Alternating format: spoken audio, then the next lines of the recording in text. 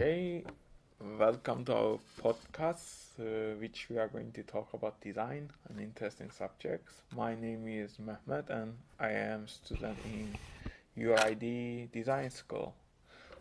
Yeah, and here is Joakim. I'm also a student in the design school in Umeå, UID, and we are currently studying at the program IDI.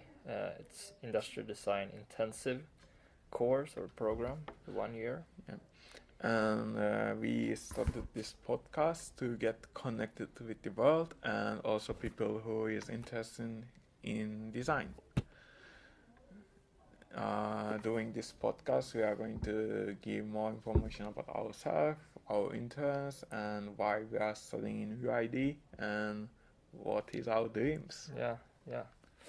And also talk about things related to design, like what type of tools we are using, what type of process, what type of everything related to design we can talk about here. What are the which specific skills we focus as a person, or which specific skills people should develop if they want to be a good designer. And I hope you will enjoy listening this podcast and our adventure in UID. Yeah. So maybe I should start telling why I am studying at UID. Yeah, I think that's a good idea. I come here to develop my portfolio and my skill sets, and also I think UID is one of the best design school, and I wanted to get here to get familiar with the all great designer who is studying here or teaching in here, and I thought it was really good networking opportunity for me, so I am here now. Yeah, really nice to be here. Yeah, I have the same idea, but I am studying the intensive course because I want to extend my knowledge in design and try to get into the transportation master program here in UID. So that's like the main goal, but it's also really interesting to meet new people here and to get a new information and talk with people. So that's super cool, and you can really feel that there's a lot of like good competence in here, and that's super. Okay. If I ask you, which skills do you enjoy most to develop when you study design? Yeah, it's. I think that an industrial designer should be able to like sketch and visualize their ideas really good. It could be in traditional sketching, but it could also be with digital sketching. I think that's. In my opinion, I think that's the two most important tools. Then, of course, you should have like knowledge in design process and such. But that's that's the thing I really want to explore more here, and I think you can really see that it's almost like the main thing they are working with here is sketching and visualization. Yeah, other than for me, like sketching is the things I really love to do in this life, but other than that, I really enjoy developing myself using 3D software such as Alias, Rhino, or Fusion, and I love doing physical prototyping. So that's few of the things I love to improve myself every day. Other than that, I agree with you, like designers should present their idea, and one of the best way to do that is sketching, because even with just pen, you can draw on the paper and you can explain your idea and your thought progress. Yeah. And for the design process, I am kind of interested in speculative design. And what is that? Like speculative design is basically you don't limit yourself like a traditional industrial design methodologies, and you are more open-minded. One of the few application of that, you can do experiment with materials, and you are thinking more about human interaction and human nature and how new things in our life will affect that. Or I think speculative design can be such a great tool if you have some problem about the world and you wanna express that or explain that problem to the people. I think is the best tool. For example, if we are not happy with current political atmosphere, or if you are unhappy with the weapon regulation and things like that, or gender equality, I think that's the best design methods you can follow. It sounds almost like art. Yeah, I think there is a really thin line with speculative design and art. I think I think how you separate speculative design for the art, your investment in literature and academic knowledge. Okay. Because for me, when you do art, it comes natural and you don't have to tie it on specific problem or specific paper that give you inspiration. But when you do speculative design and you base it on your academical funding and research, that's how you separate it from the art. Okay. Yeah.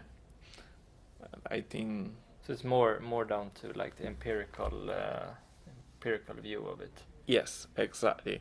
For example, for me, I get inspiration a lot from Sarah Ahmed's studies, which she explain theory of politics or queering and democracy. So how we can create more gender equal society. That's one of the driving factor for me to do speculative design. Are you interested in any specific thing about design, and how do you think future of transportation design will be? Yeah, transportation is my main interest when it comes to the design and industrial design. I think it's we are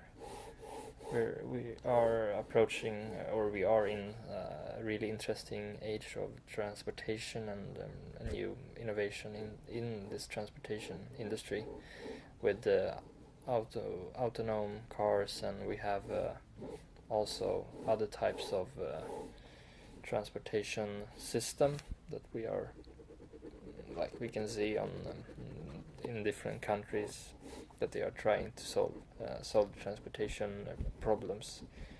But I think it's hard to really grasp exactly what will happen. But we can see that the biggest companies are car companies are trying to get ahead in this automation age, and also in electric cars we can see. But I don't know. It's really hard to see if what will exactly happen, because it's hard. I think with fast development of the technology, it's hard to predict how humankind will evolve. I think as a designer, it's part of our job to predict how we are going to evolve and how we are going to have interaction between each other, or we are going to do things. Also, it's part of our responsibility as a designer to decide on the products that can affect how we behave in the future. I think in the future, transportation design will be more about experience, and people will do their choose mostly based on the interior design of the vehicle rather than looking on the exterior. Maybe exterior design of the vehicle will be just important to the people who has the money or who has the opportunity to afford expensive cars or expensive products. Yeah, I think you're going to share vehicle in more extent than today. So you will have some kind of public transportation, but maybe in the private sector, because you maybe have your car and then you can lend it to other people. Yeah, I think so, because sharing a car makes sense. Right now we are living in Sweden, and I have few friends who is trying something really strange for me. They are living in community, so they even share their private home, and that's such a strange thing for me, like adjusting your personal life and your individuality and the ownership of the products you use in your daily life.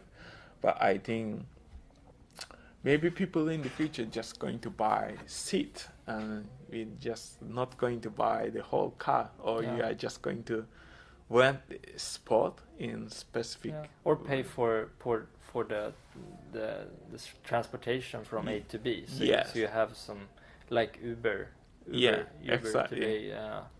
How that works.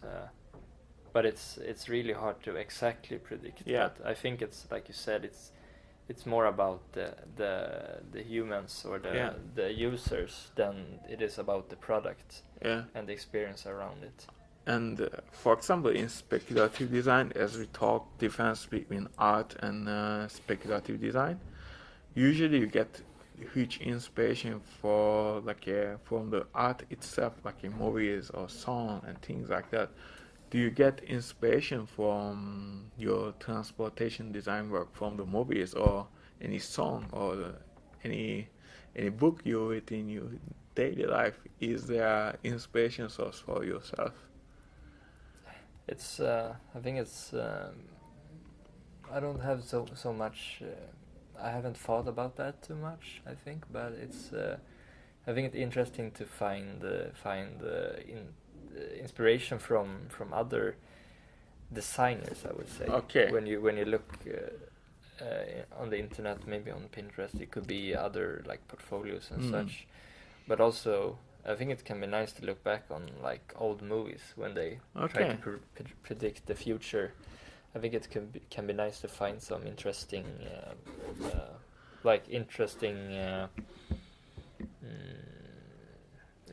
like form language and maybe some kind of solution to a problem. Yeah. So, yeah, you can find many products today that when they were like making these movies, they thought this was like science fiction, but you have it today. Yeah. I think that's something that's also interesting in transportation, because we can see this. You can see, when you look at maybe Star Wars, or you can look at other type of movies. You may think today that it's flying cars or flying aircrafts or something. Yeah, aircraft is flying, but this type of like smaller aircraft. Vehicle, yeah. Yeah, and I think that in some years you can maybe see that. Yeah. And also you could see like other types of transportation. I think like a Kubrick's Space Odyssey movie, like it was huge inspiration for designer, but also like the movie called like Back to Future. Yeah. I think that series is so much fun when I was watching when I was child, and there was this flying hover. And now I am seeing on like all around the world, designer or engineer want to create that thing. They want flying board and use that as a product in our daily life. But I think that idea come from that movie, and it's creating like a spark for lots of engineer, science. I have a feeling that we are like approaching a new type of space age. Like that. When in the 50s, and the 60s, when they were like designing cars that almost looked like spaceships or like rockets. Like the rocket car age. I think that's also cool. I think you can see that somehow today. But it's also a lot about AI. I think it's a lot about this robotic stuff too, self-driven. I think there's a lot of like iRobot, and you have some other like AI related movies that maybe designers can find some inspiration or ideas from. His ideas is about like do you wanna give your freedom to some kind of Amazon or Google product to you to do all your daily activities for you?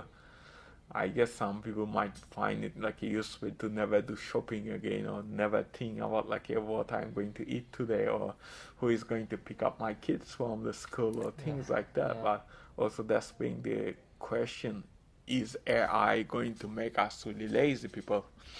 And are we going to lose something about our humanity maybe.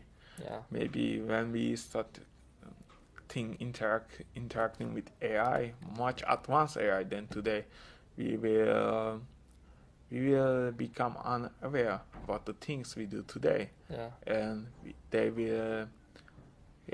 will stop caring about those things. And imagine what would happen if we lost that technology for a day, or like for a short time being. People will go mad and insane. I think it's a really interesting subject. Yeah, it is. What will happen if you make people addicted to AI, then you take AI from them? It's kind of like you can control them in some sense. Maybe it's like a drug. Will be like a drug or something. Yeah, you will be addicted to health.